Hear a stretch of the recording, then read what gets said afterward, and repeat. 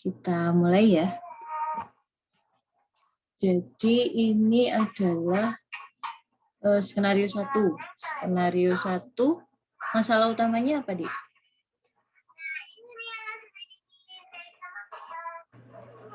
Masalah utamanya benjolan di leher, dokter. benjolan leher ya. Oke. Dari benjolan di leher ini kalian dapatkan berdasarkan pada kata kuncinya apa? Kata kuncinya kan ada anamnesis.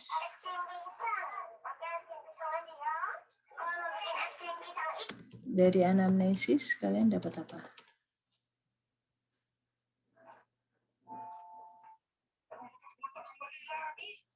Laki-laki 20 tahun ya? Iya, dokter. Tahun. Terus benjolan sejak 3 minggu dulu. 3 minggu. Terus semakin membesar ya? Membesar 1 minggu terakhir. Terus ada demam. Sering berkeringat pada malam hari, dokter. Keringat dingin.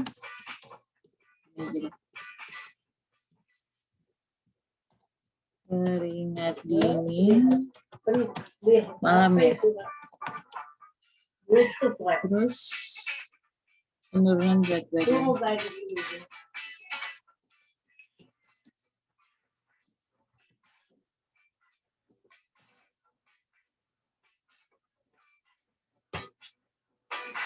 Tidak ada nyeri, tidak ada kesulitan menelan ya. Oke. Terus dari anamnesis ini kalian dapatkan apa? Kalian ada asumsi apa dengan seperti ini?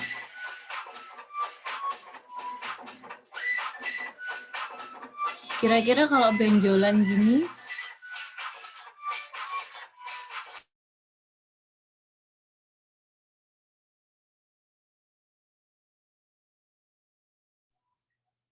nah, kalau benjolan kayak gini ini kira-kira apa saja ininya? Apa namanya? Titiknya, arahnya kalau benjolan itu.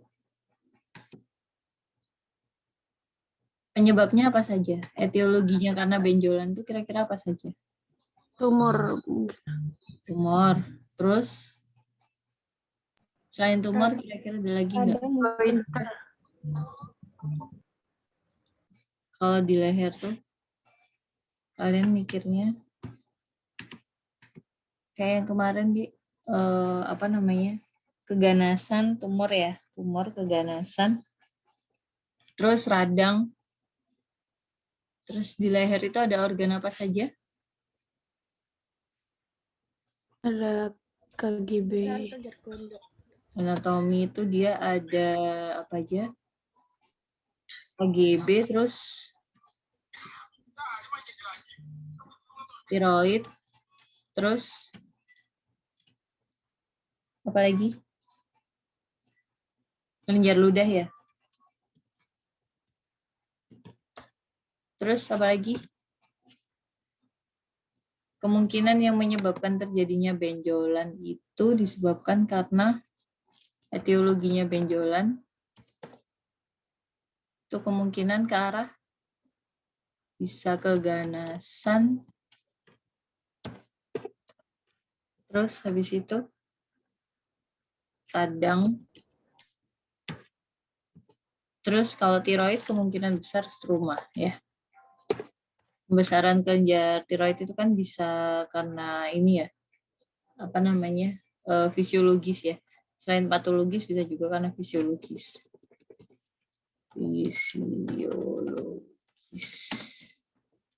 Ini contohnya struma. Ya bukan fisiologis sih, tapi bukan karena keganasan atau radang. Gini aja. non spesifik deh.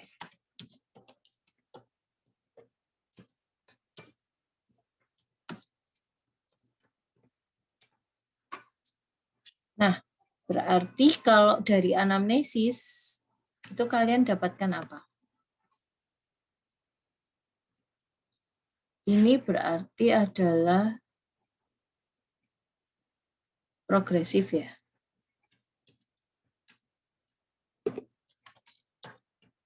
Terus demam, keringat dingin pada malam hari.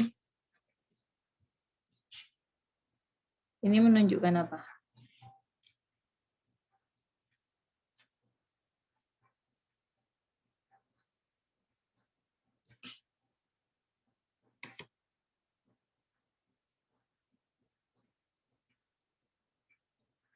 Ini menunjukkan apa?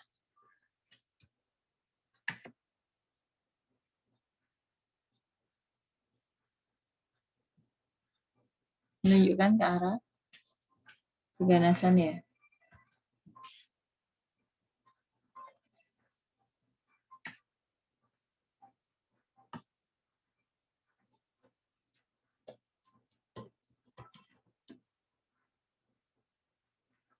Keganasan yang mana kira-kira?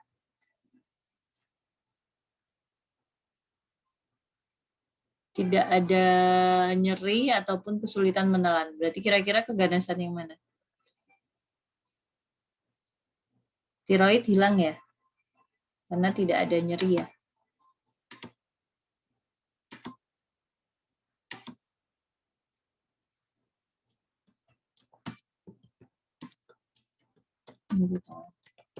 Di sini kalian sudah harus mikir Dede ya, Di. Jadi modul integratif ini kita sudah harus mikir Dede. Sorry. Tidak ada nyeri dan kesulitan menelan.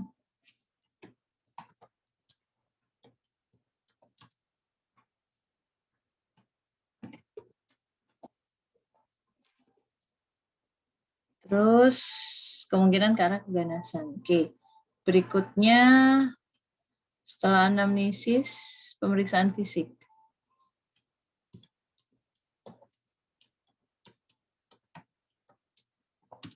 Apa pemeriksaan fisiknya?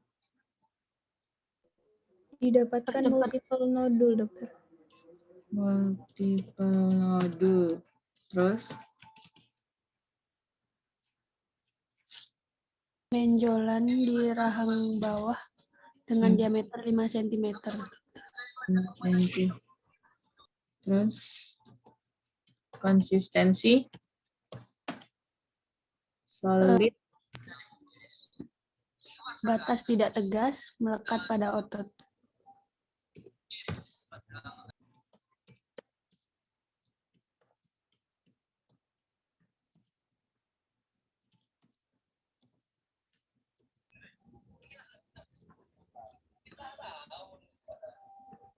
pada otot. Oke, terus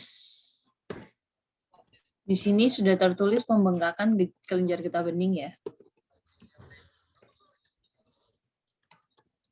Jadi sudah jelas ini arahnya ke KGB.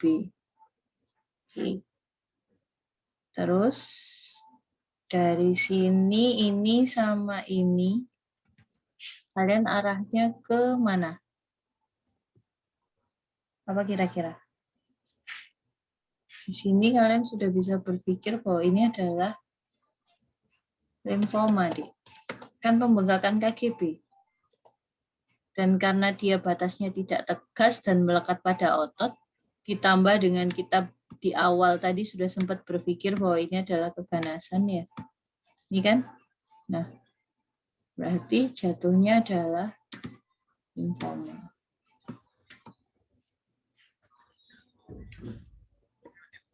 Oke.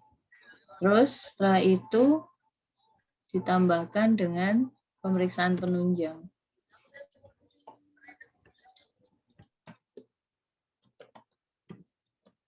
Apa pemeriksaan penunjangnya?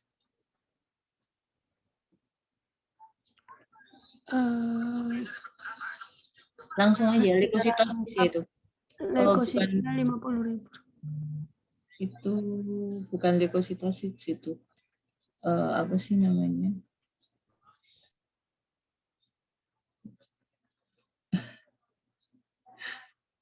Keganasan leukosit. Kenapa saya bilang keganasan leukosit?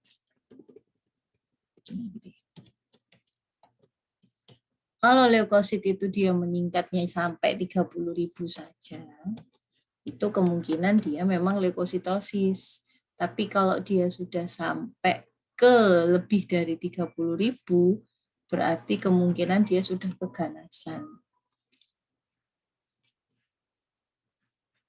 Eritrositnya normal kah? Eritrosit normal? 3,5 juta, dokter. Itu normal nggak? Apa anemi? Apa kurang? Menurun, dokter. Anemi, Menurutnya dokter. penurunan eri ya. Rosit, terus HB-nya penurunan HB juga ya. Terus PCV-nya normal nggak? Menurun, dokter. PCV-nya turun ya. Hematokrit atau PCV turun. Terus MCV-nya? MCV 80, MCH 29.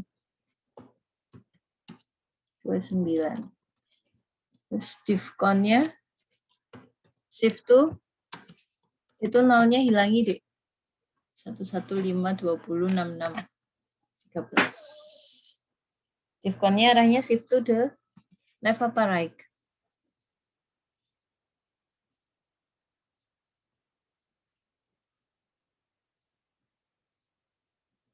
Saya tahu.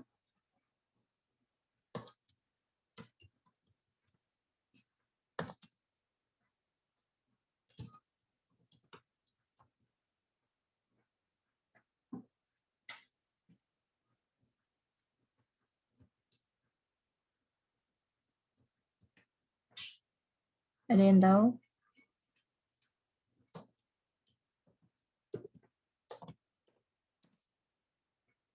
MCV, MCH, MCV 80, MCH 29 tuh naik apa turun, Dek?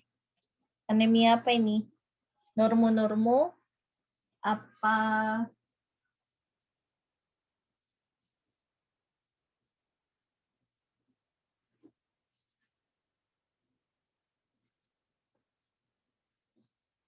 normalnya berapa MCV?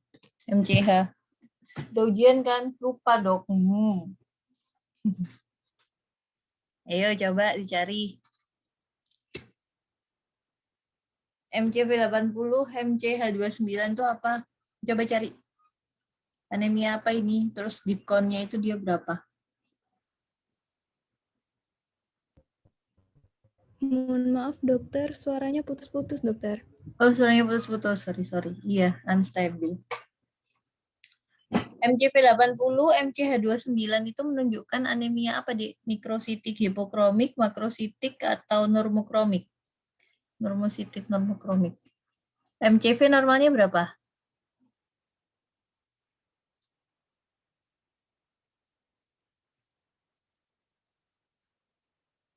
MCV normalnya berapa, Dik?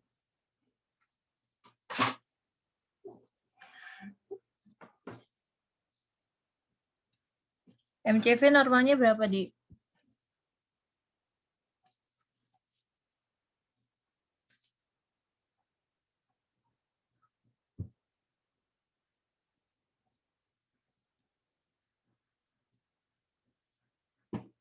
Delapan 80 sampai 100, dokter.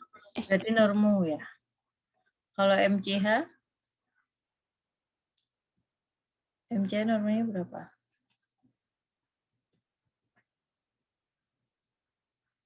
26 sampai 34.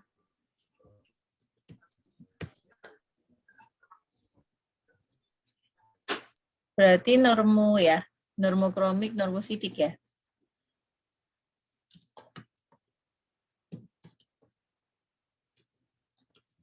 Pada kalian loh saya ini. Saya nggak ngerti. Oke, Diffconnya shift to the left apa shift to the right? Paling banyak mana? Neutrophil, sel ini apa? Eosinofil bas apa neutrophil apa stop segmen? Atau gimana? Lebih banyak step atau segmen? Sel mudanya lebih banyak mana?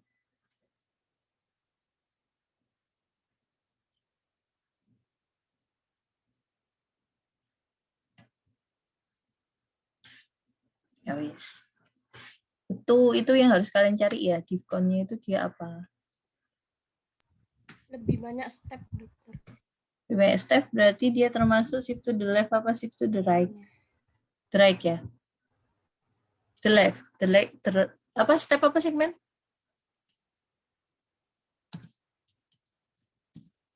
Ayo nggak apa-apa deh, mumpung sama saya. The right apa the left?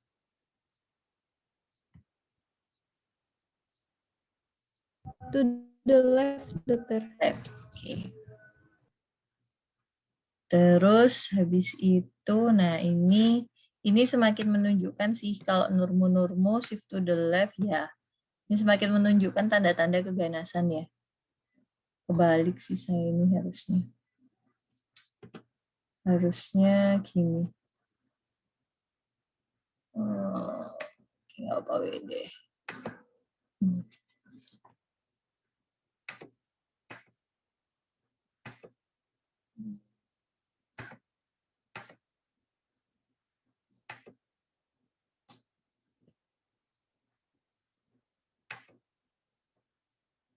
Ini semakin mendukung ya. Mendukung ini. Oke. Terus habis itu apalagi ininya pemeriksaan penunjang yang lainnya.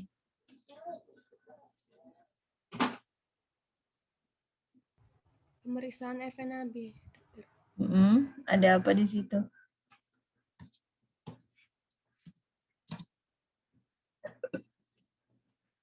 Keganasan sel dominan limfosit anaplasia.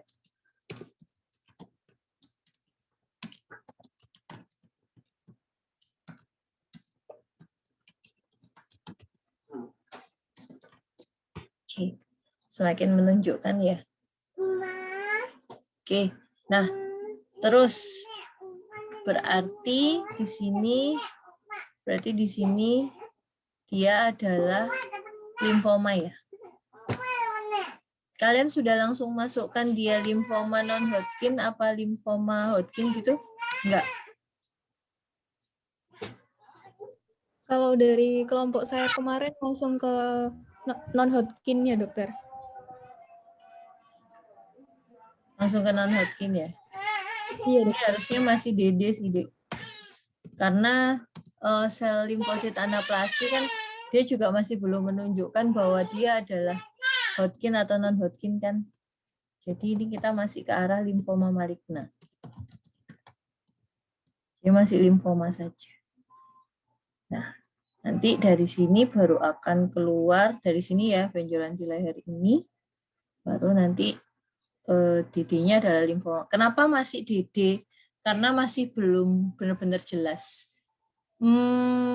Ada yang berpikiran bahwa itu adalah Hodgkin.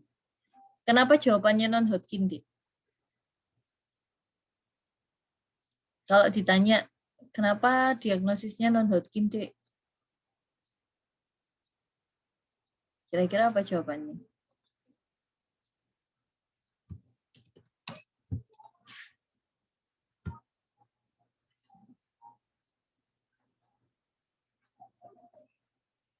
Gimana kemarin kalian?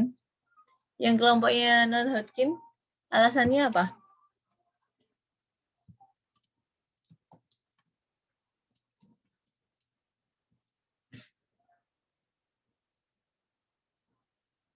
Alasannya apa?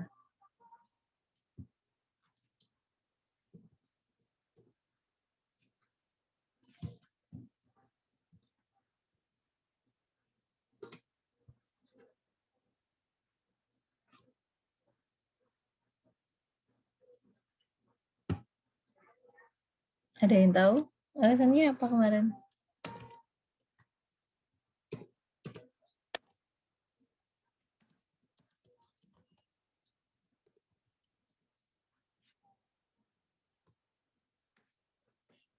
ini ya, dari skenario tadi, ini ya, anatomi, KGB, tiroid, kelenjar ludah. Cuman mungkin kalian lebih fokusnya harusnya nanti menjelaskan tentang kelenjar getah beningnya. Lebih fokus ke KGB-nya.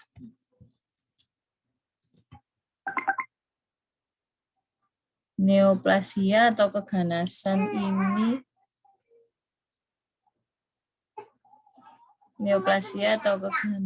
ini nanti kalian jelaskan tentang definisi, klasifikasi. Terus habis itu penamaan ya. Terus stadium-stadium itu ya.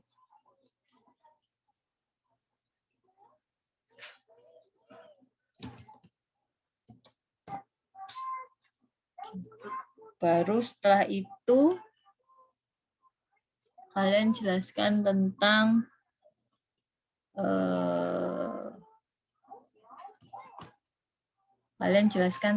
limfomanya.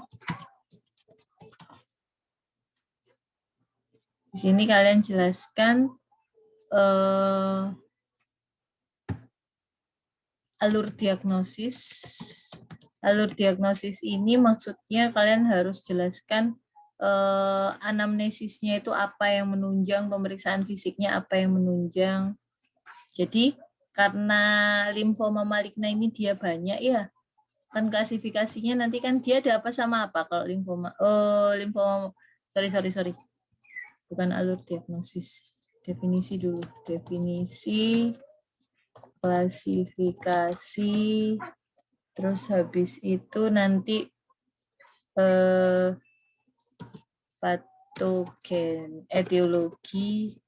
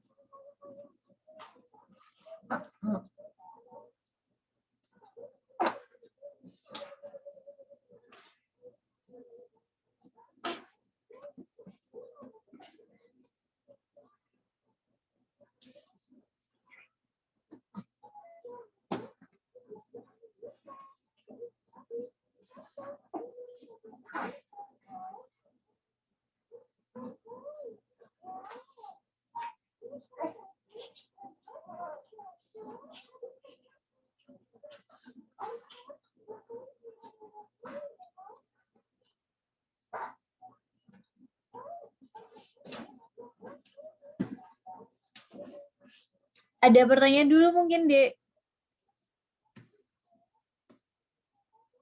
Ayo, Dek. Izin bertanya, dokter. Iya. Kalau misalkan yang untuk pembahasan klasifikasi itu, dokter, nanti kan ada yang Hodgkin, ada yang non-Hodgkin. Itu kami juga menjelaskan secara spesifik, nggih, dokter? Atau bagaimana gitu? Jadi kan klasifikasinya ini dia kan nanti Hodgkin sama non-Hodgkin memang. Nah, itu nanti kalau di etiologi patogenesis apa ada perbedaan mencolok, Dik? Enggak kan? Ada perbedaan kah antara Hodgkin dengan non-Hodgkin di etiologi patogenesis? Mungkin di patofisiologi beberapa. Kalau ada perbedaan jauh nggak? Sudah sempat nggak kalian nyari tentang Hodgkin? Karena gini, kalau misalkan coba saya tanya, apa yang membuat kalian bilang bahwa ini adalah Hodgkin?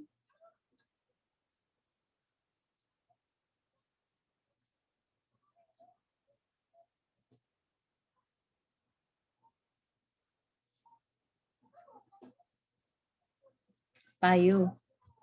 Kenapa kalian bilang bahwa ini adalah non-Hodgkin? Ayo.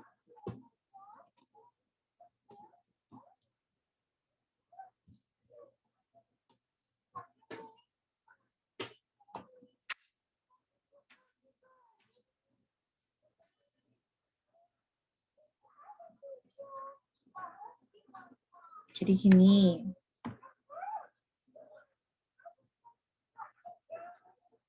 Nah, limfoma itu kan dia ada 2. Ada Hodgkin sama non-Hodgkin. Terus habis itu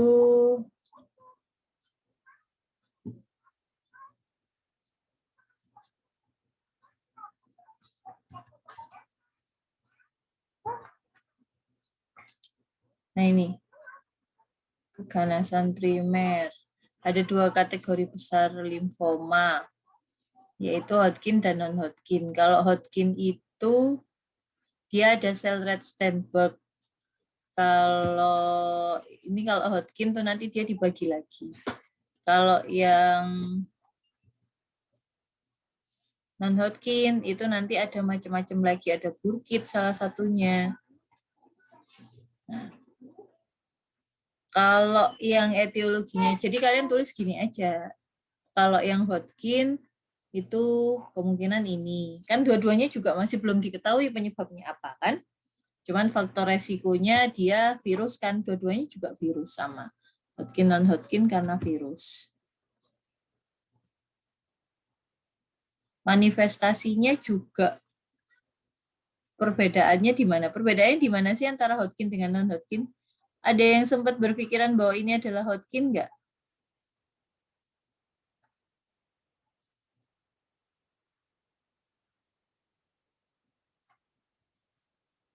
Karena dia nggak ada Rett-Steinberg-nya, berarti dia Hodgkin ya? Non-Hodgkin ya? Gitu mungkin ya. Karena definisinya ini, yang bukan penyakit Hodgkin. Jadi kalau dia nggak ada Rett-Steinberg, berarti kita masuknya ke non-Hodgkin. Oke, boleh sih. Nggak apa-apa. Tapi berarti kan ketika kalian tahu bahwa apa bedanya antara Hodgkin dengan non-Hodgkin, jadinya kan lebih enak. Patofisiologinya juga sama. Yang membedakan adalah, apa sih Dek yang membedakan aslinya antara Hodgkin dengan non-Hodgkin? Ada yang sudah baca?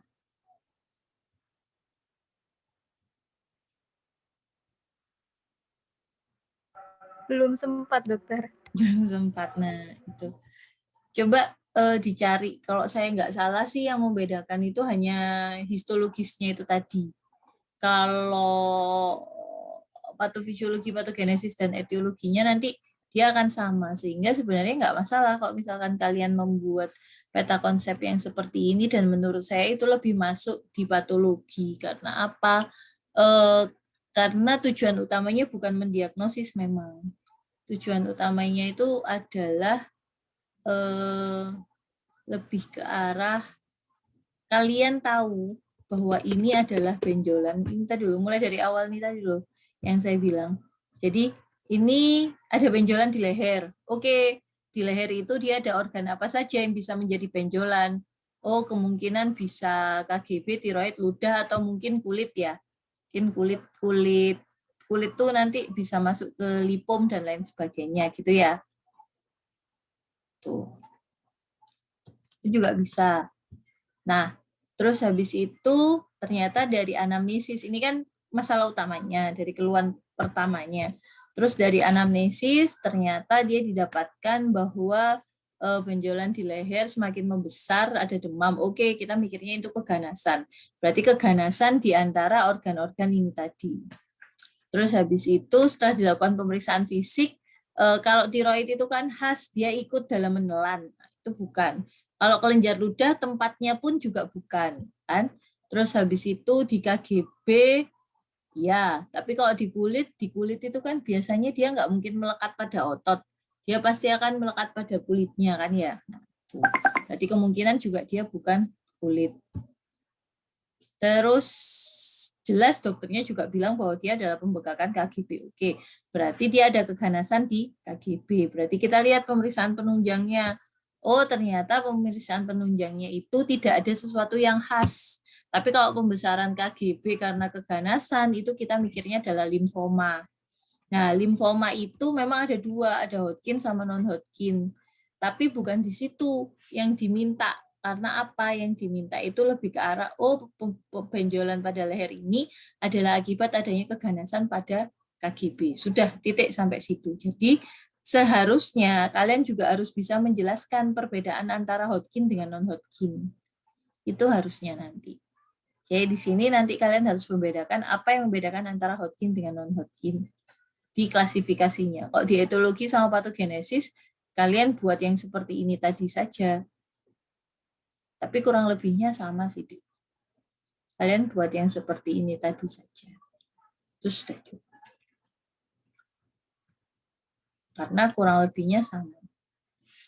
Ya kan, yang membedakan Hodgkin itu cuma adanya Rett Steinberg saja. Yang lainnya kurang lebihnya sama. Itu untuk yang LO ini ya, LO limfomanya.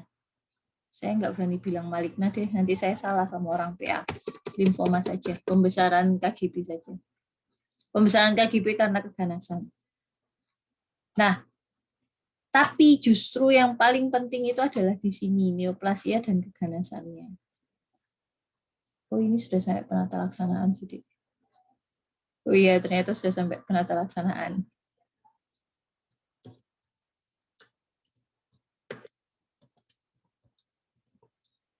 Sudah sampai penata laksanaan. Ini non-farmakologis terutama tapi.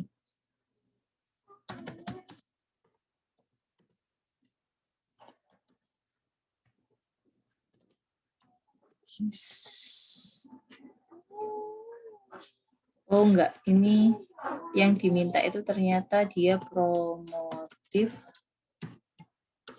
pakai preventif, kuratif,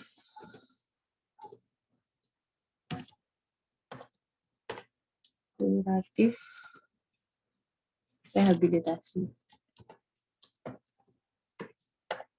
Nah, kuratif ini dia ada promotif preventif. Farmakologi sama non-farmakologi. Ini CDLO-nya, Dik.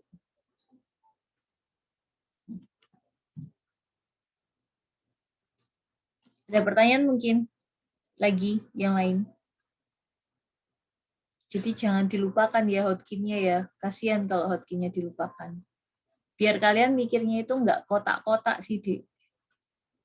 Memang kita sengaja tidak masukin ke diagnosis karena apa? Karena nanti kita tahu bahwa kalian pasti akan mikirnya itu ke arah, oh ya sudah saya belajar non-Hodgkin saja. Nah itu yang salah. Karena kita mau kalian belajar tentang limfoma. Sama seperti yang skenario 2 kemarin. Kita tidak mau kalian belajar tentang hipertiroid saja, tapi kalian belajar tentang strumanya. Pembesaran kelenjar itu dia bisa karena hiper, bisa karena hipo. Apa saja penyakitnya. Nah,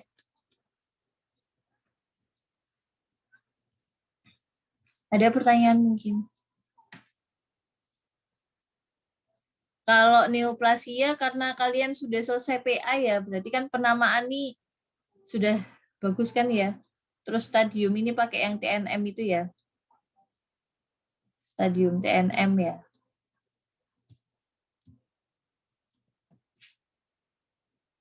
Penamaan yang ganjil apa sih itu namanya? Genap.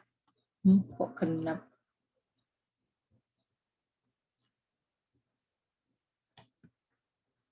Ganas, jinak, klasifikasinya apa saja. Dari ini sudah cukup bagus kok, Dek, apa yang kalian tulis. Cuman banyak yang masih belum ngumpulin ya. Nanti coba saya kirimkan di forum ya. Siapa yang belum mengumpulkan. Ada pertanyaan mungkin? Izin bertanya, dokter. Ya, silakan. Untuk yang LO kemarin kalau nggak salah di kelompok saya itu membahas tentang fisiologi tentang sistem limfatik, dokter. Boleh sih, kalau kalian mau masukkan fisiologi tentang sistem limfatik, nggak apa-apa. Ini kan minimal. Minimalnya ini. Kira-kira kalian nulis apa kok fisiologi limfatik?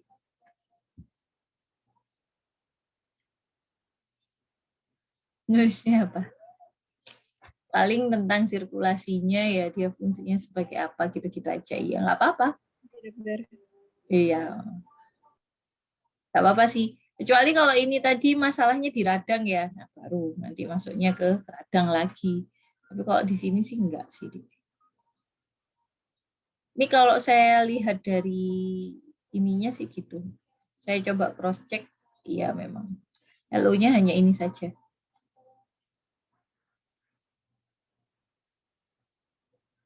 Oh sama ini deh.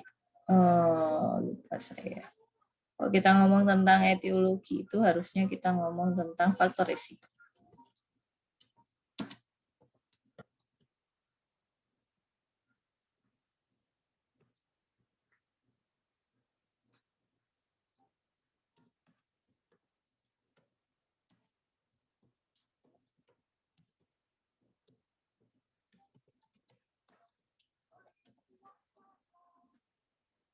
Ada pertanyaan lagi mungkin? Sebenarnya fisiologinya itu masuk di sini sih, neoplasia dan keganasan ini fisiologi tapi yang patofisiologi. Jadi turunan ilmu fisiologi tapi yang patofisiologi itu masuk di situ sebenarnya.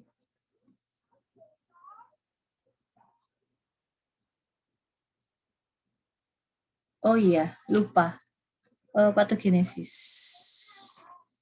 Bagaimana neoplasma itu bisa terjadi?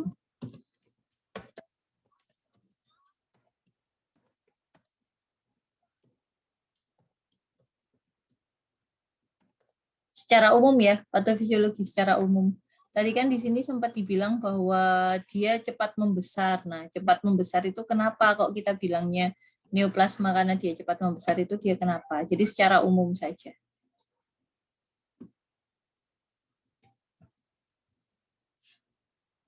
Ini LO yang harus kalian pahami untuk OSCE besok. OSOKA besok.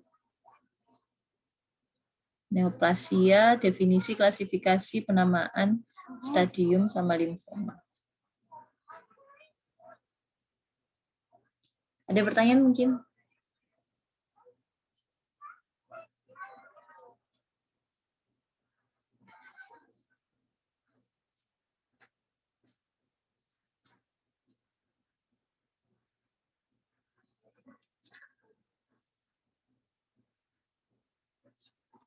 Ada pertanyaan?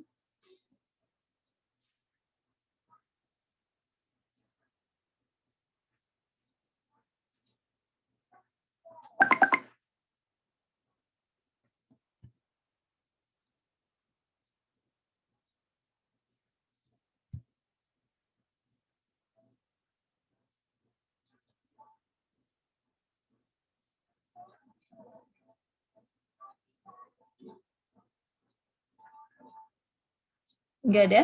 Tidak ada pertanyaan? Sepertinya sudah cukup, dokter. Terus kalian juga sudah dapat kan ya tentang neoplasma ini di PA kan ya? Patogenesis Sudah. patofisiologinya ya. Oke. Limfoma juga sempat ada pembahasan tentang limfoma di PA? Limfoma masih belum masuk, dokter. Untuk di PA. Belum masuk tapi ada ya? Ada, dokter. Ada. Oh, ya wis kalau gitu. Soalnya osokanya kan masih lama. Jadi kalian sesuaikan dengan PPT-nya di itu aja, Dokter Lisa aja. Nanti kalian bisa tanya lebih lanjut lagi malah di etiologi faktor resiko apa yang membedakan antara Hodgkin dengan non-Hodgkin. Lebih enak malah kalau belum masuk. Tapi kalian sudah tahu LO-nya. Oke, kalau memang tidak ada lagi saya akhiri. Terima kasih atas perhatiannya. Semoga bermanfaat ya. Yang penting ini sih, yang penting apa namanya? Saya nggak nemu yang saya nemunya limfoma yang bahasa Inggris, tapi saya takutnya nanti kalian ini, tapi nggak apa-apa. Nanti saya kirimkan saja ya, limfoma yang bahasa Inggris. Nanti kalian bisa pelajari dari situ. Terus untuk neoplasia sama keganasan, saya tadi juga nemu beberapa, nanti saya kirimkan untuk apa namanya tambahan-tambahan kalian. Itu saja mungkin dari saya. Terima kasih atas perhatiannya. Selamat darus. Saya juga kepingin darus. Sudah lama saya nggak darus gara-gara les. Oke, itu saja dari saya. Terima kasih. Semoga